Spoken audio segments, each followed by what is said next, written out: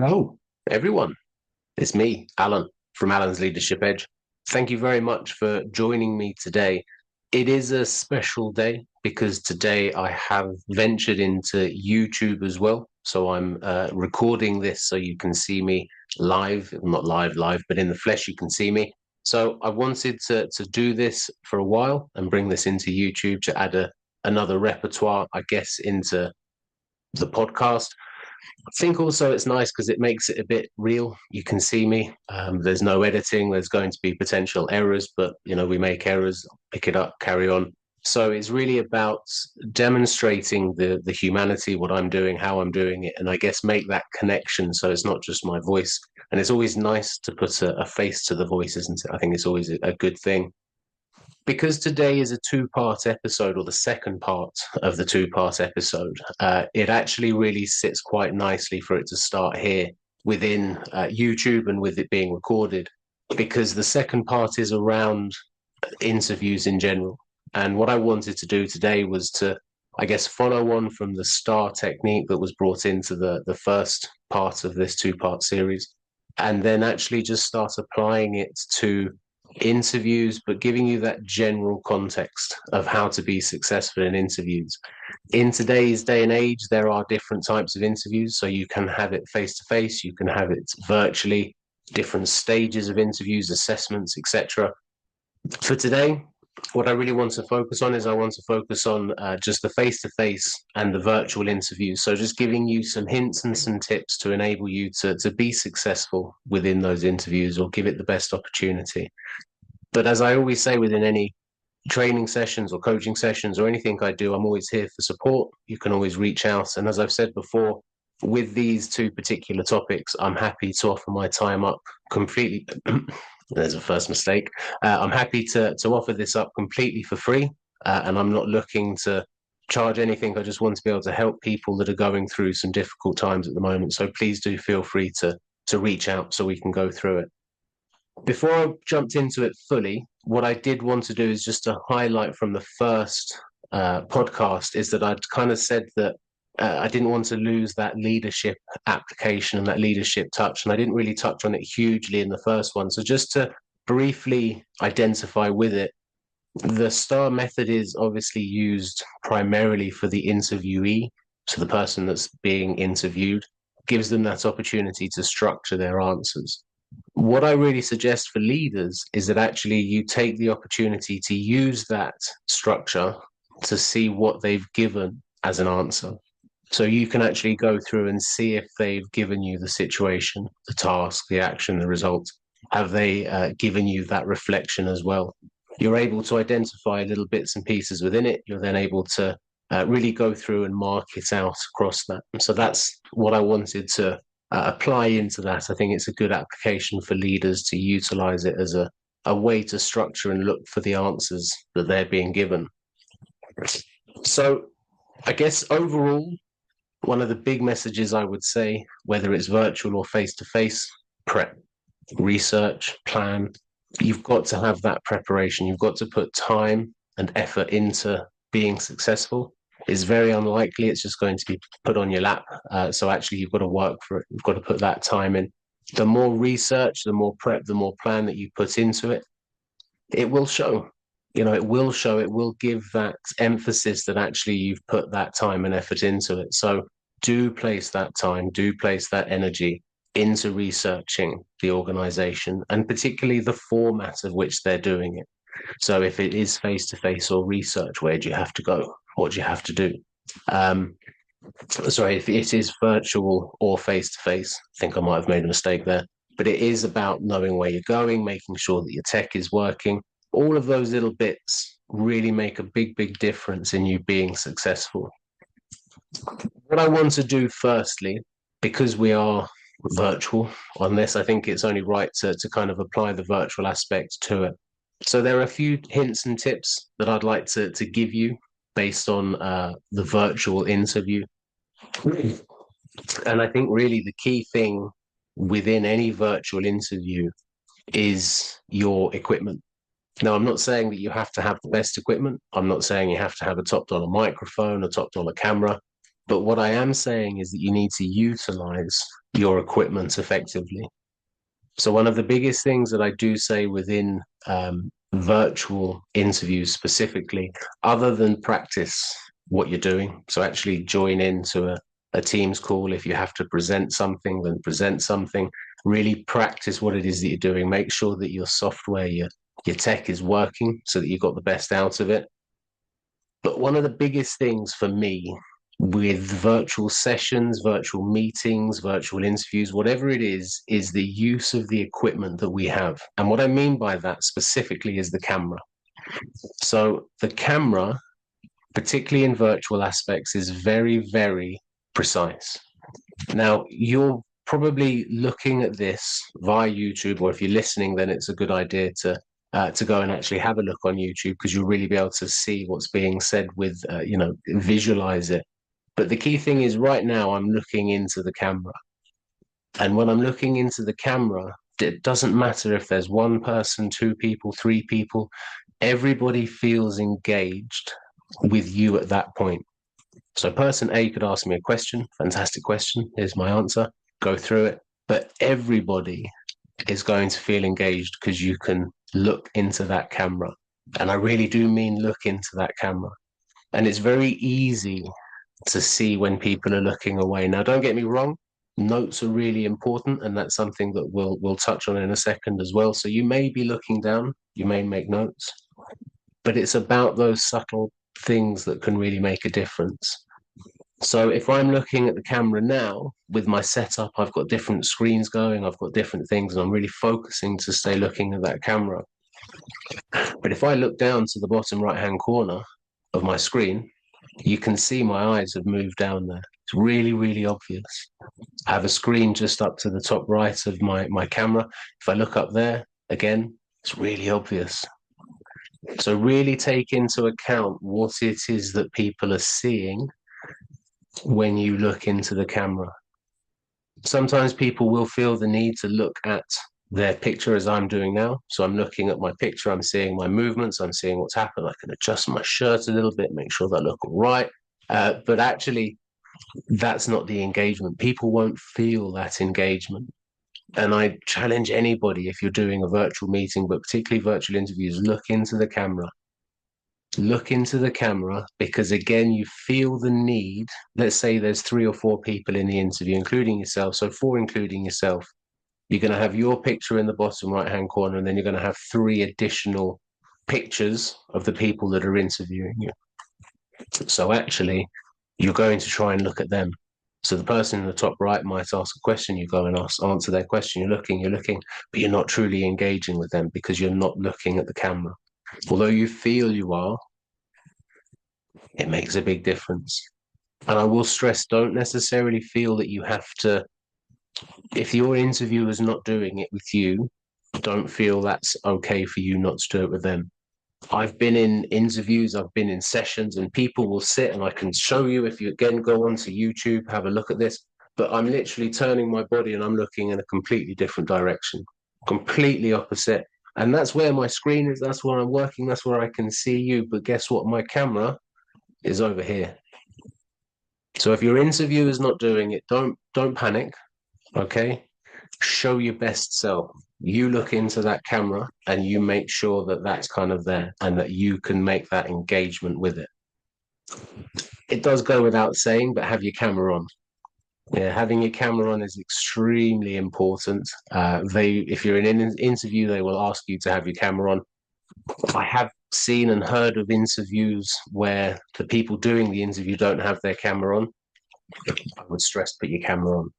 Always put your camera on. It's just a mark of respect. It's a mark of validation that I'm here, I'm engaged, I'm with you. You need to present to the people that are doing the interview. Now, if somebody doesn't have their camera on that's interviewing you, that might be a question for yourself. Do I want to work here? Do I not want to work here?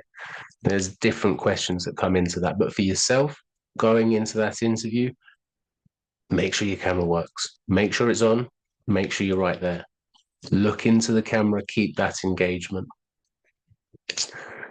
The other thing that I would say is how your body is positioned. So when you are looking at yourself on the screen, make sure that as much of your body is in that shot. So if you're watching again on YouTube, you can see it. If you're listening on Spotify, head over to YouTube, have a little look because you'll be able to see it. But I've got as much of my body into the screen as I can. There's a lot of my body, I appreciate that. So I've got to try and get as much as I can in. But this is me. I'm trying to do it. So there's a little bit hopefully at the top. I've got stuff at the side. But what you don't want to do, and again, I've seen it, I'll just kind of disappear for a second. So again, have it over to YouTube, have a look. But I've seen people just disappear. And all you get is their little head there. Yeah, I've had some people where it's literally just been the forehead. The forehead has been showing, that's all I've seen. So really take into consideration how much of your body you're showing. Because you've got to remember that over that 60% of our body, of our communication is through body language. If we don't have our cameras on in a virtual interview, a virtual meeting, whatever it might be, we're losing a huge chunk of communication. And you've got to take into account, again, with the cameras on, you're not seeing my full body. You're seeing my torso, you're seeing my arms, you're seeing my hands, you're seeing me moving. That's all you're seeing. So you're reducing, again, what's shown. So if you don't have your camera on, I personally believe you're going to put yourself at a disadvantage. So make sure you have your camera on, make sure that you're fully engaged. Yeah, they are able to see your body in terms of what's happening and what you're doing, because it will make a huge, huge difference to the engagement that they will feel with you.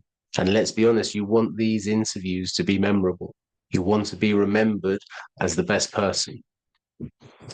In virtual meetings, virtual sessions, people don't have their cameras on. It makes a big difference. So with virtual interviews, really check. If you want to run through anything with me in terms of virtual interviews, I'm really happy to do that. Whether you're using Teams or Zoom or whatever it is, please reach out to me. I'm happy to put some time in and we can go through some different elements, make sure that you're happy, you know how to share your screen, you know how to do everything else with that. I'll probably remember something else of virtual as we're going through, to be fair. But those are the kind of key points that I wanted to highlight. I really wanted to bring to the forefront of your thought process when you're doing your virtual interview. In terms of the face-to-face interview, obviously now you're very different. You're face-to-face, you can see all of the body, you've got your body language, you've got all of these different things. Now, everything I've obviously said for the virtual session is kind of obsolete because you're not having a camera. But when we're looking at that face-to-face session, there are still key things that I can demonstrate over this recording, over this podcast, so you're able to see that as well. Now, one of the key things with your face-to-face interview is about your notebook. So whether you're doing face-to-face, whether you're doing virtual, I always stress to people to take a notebook into the interview. Now, there's different reasons for this. Is one, it helps you to identify that you've gone through the STAR method. So I would write S.T.A.R. on my notepad. Every time I give an answer, I would tick the relevant letter to make sure that I've gone through that point. I wouldn't have my answers written down, so I wouldn't pick out my notepad and just start reading it off verbatim, because that's not going to do me any good. That's not going to do them any good. So I wouldn't have it written down necessarily, but I would have written down my answers previously. So they're ingrained in my memory. I know what it is I need to talk about. I know which way I need to go with it. So I'd have my notebook. I'd have STAR written in there. I also have it in an interview with me, because it's always good to ask questions at the end. And what I find with interviews sometimes is I'll write down 4 or 5 questions, but when I get to the end of the interview, the interviewers have actually answered my questions. And I've been in many interviews and we've gone through this. Have you got any questions? I said, yes. I actually had 5 questions for you. However, you have answered my questions. But I did make a note of something that you said 10 minutes ago, and I'd just like to delve a little bit deeper into that. And again, that's why notepads are great. If you're in an interview and they're talking about something relevant to the role, but you have a question, it's not always the right time or the right moment to interrupt and say, so can I just ask a question on that? So make a note of it. Make a note of what you wanted to ask. You can go back to it. And I've always found that interviewers really like that because it demonstrates that you've really taken on board what it is they're saying, you've taken on board and listened to what's being done and said.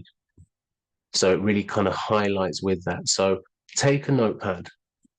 All right, take a notepad, take a notebook, take your pen. People will sometimes say to me, oh, isn't that a bit rude? I don't want to do that. I don't want to seem like I'm not bothered. I'm not interested. For me, it's complete opposite. For me, the notepad shows you're interested. Now, I'm not again saying you're going to start writing a book whilst you're in an interview, but it's there to support you. It's there for you to make notes. It's there for you to acknowledge that you've answered the questions. It's there for you to write down your questions at the end of it. So what do you use it for that benefit? If you do stress, if you do really sit there and think, well, I'm not really sure on that. I don't think that it's the right thing for me to use and for me to do. Ask the question. Yeah, when you go into the interview, ask the question of the interviewer. Very simply, do you mind if I take notes? No interviewer really should say yes, they have a problem with that. Because for me, an interviewer is going to be taking notes. So actually, why can't it be reciprocated? If they say no, take it as that. Don't take notes. Put your notepad away. If they say yes, fantastic. You've got that opportunity. I'm a big believer in I'd much rather have it and not need it than need it and not have it. So take your notepad in. All right, take your notepad in. Make sure you take your notes. You've got your bits. And again, don't read off it verbatim, but just have a look. You've got your elements there. You've got your star. You've got your questions. So take your notepad with you. And again, if it's virtual, ask if they're okay for you to take notes. Because if we're going to virtual, they'll recognize when you're looking down and taking notes. So you want them to know you're fully engaged, you're fully present, you're here, everything is good. All right. Again, when you're in face-to-face interviews, what I will always say, actually, I shouldn't say that. I get told off for saying always. What I do like to say is your body language is huge, your tone is huge, the words you choose to use are huge. But body language can make a big, big difference. As we've said, it's 60% of our communication.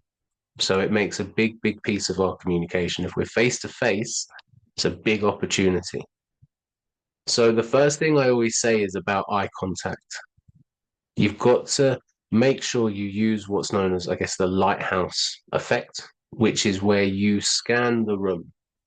You scan the room in terms of making eye contact. Now, obviously, you're not going to do it as I just did it quickly. And if you're watching or listening, sorry, on Spotify, you wouldn't have seen that, but I am just moving my head around so that you can see that you look at the different people. You can engage with one person for 5 seconds, look at another person, and look at another person. So it's really important to maintain eye contact. Look at what they're doing, look at their body language, look at their reactions to what you're saying, what you're doing, because that gives you a good indication of what you need to do. What do you need to pick up on? What do you need to stop on? How do you need to make this interview a success? So make sure you have eye contact. But fitting in with that is a really good piece that I kind of demonstrate and I try to show. So it's hard for me it's hard for you to see it obviously on Spotify because it's just audio, but I'm going to try and describe it as well as visual, show you via this recording. But let's just say that you've got two people that are doing the interview. All right. So you've got one person on your right, one person on your left. If the person on your right has asked you a question, then what I always say to people is just turn your feet, not your heels, just your toes. Point your toes to that person that asks that question. Now, if you're watching this, what you'll see just ever so slightly is my body has just turned to the way that the interviewer is. So I've just pointed my toes to the right where the interviewer is. My body is ever so slightly turned to them. And what I would do is then just start with them. So I would answer their question. So that's a very great question. Thank you very much. I would go through different points with them, and then I would look to the other person, keeping my toes pointed to the person that asked me the question. But I'd look to the next person, would have a chat, I'd give my answer, I'd look back to the next person, and I would do this as I'm answering the question. So that's where your lighthouse kind of theory comes into it. So you're scanning the eyes, you're looking at the eyes, you're going through and making eye contact and engaging with both people. But all the while, my toes are pointed at the person that's asking me the question. And the reason I do that is not just the body language ever so subtly just leaning to them. It's because I know they've asked me the question. So I will start my answer with them. I will engage with everybody in that interview, even if there's 4 or 5 people that are interviewing me. I'll engage with everybody, but I will finish with that person. So I start with them, engage with everyone else, finish with that person. If the person on the left now asks me a question, I will keep my heels down, point my toes to the left. And then ever so subtly, my body again will now realign to that person.